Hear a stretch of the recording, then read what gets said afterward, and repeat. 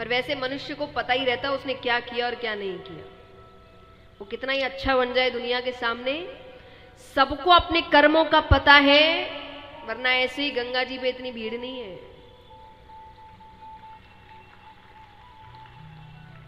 सब पाप धोने आए वहां पे,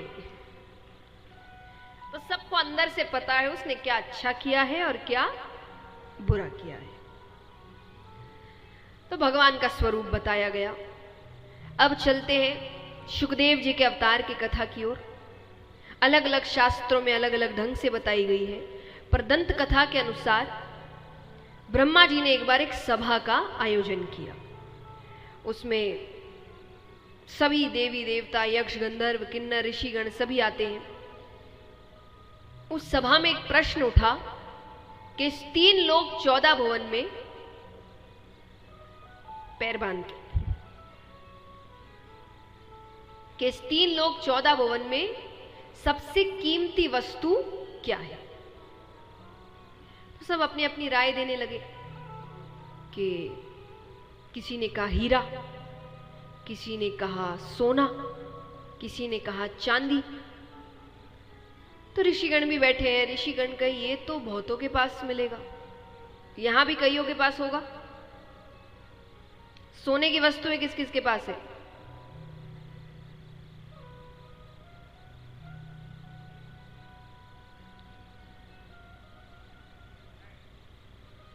कितना है नहीं पूछूंगी, और अभी है कि नहीं नहीं पूछ रही मैं, है ना?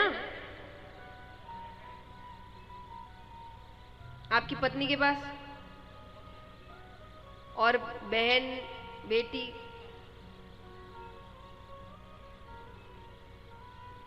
बाकी बताइए सोने की वस्तु किस किस के पास है? सबसे ज्यादा जिसके पास है वो हाथ ही नहीं उठा रहे।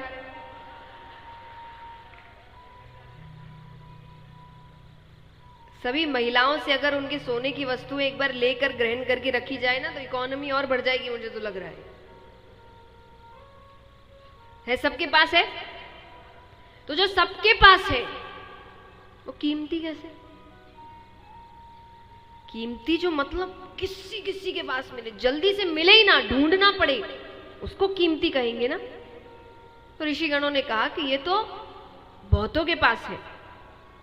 तो बोले फिर आप ही बताइए सबसे कीमती क्या है? बोले अगर सबसे कीमती कुछ है तो वो है प्रेम।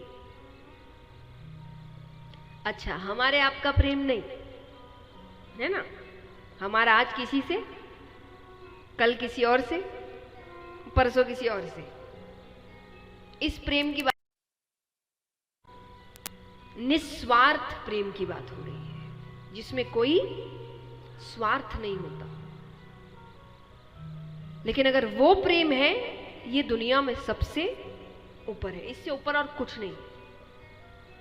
तो सबने कहा फिर ये मिलेगा कहां? कहीं तो होना चाहिए ना जिसको देख के सीखे व्यक्ति। और फिर सब अपनी अपनी राय देने लगे। कोई कहे हो ना हो, ब्रह्मा ब्रह्माणी के पास तो जरूर है। बोले नहीं, ब्रह्मा जी तो रचना के कार्य में बड़े व्यस्त हैं, ब्रह्माणी के लिए समय ही कहां है, तो वहां भी उतना प्रेम नहीं है।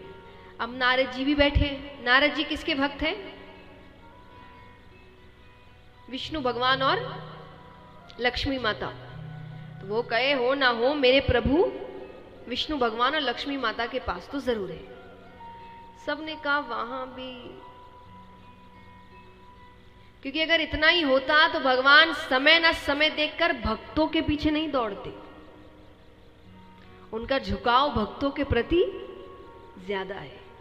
गजेंद्र ने मध्य रात्रि में पुकारा, लक्ष्मी जी को छोड़ के भाग गए। इतना होता साथ लेके जाते। तो बोले फिर आप ही बताइए सबसे ज्यादा प्रेम कहां है? तो बोले अगर प्रेम की पराकाष्ठा कहीं है तो वो है महादेव जी और पार्वती माता के पास। एक तो वो उनके आधे अंग पर विराजती है, और महादेव जी ज्यादा से ज्यादा समय पार्वती जी के पास ही रहते हैं, वो नहीं जाते कहीं पे। किसी को मीटिंग भी करनी है ना, वो वहां आएंगे कैलाश पर्वत। विष्णु भगवान, ब्रह्मा जी सब वहीं आते, भोले बाबा नहीं जाते। अब नारद जी कहे ऐसी कोई बात नहीं है। अब सबको बात सही लगी, तो नारद जी ने कहा अगर इतना ही प्रेम है, मैं उनके बीच झगड़ा करवा दूं तो। अब आपको लग रहा होगा कि पति पत्नी के बीच तो झगड़े होते ही है। नहीं, आपस में झगड़ना अलग बात है, वो होते ही है, पर कोई तीसरा आए और आपके बीच, माता ने कहा आपके बाबा और मेरे बीच कोई व्यक्तिगत बातें नहीं रहती, वो मुझे सब बताते हैं। नारद जी के मैं नहीं मानता। पुरुष कोई ना कोई बात तो स्त्री से छुपाता ही है।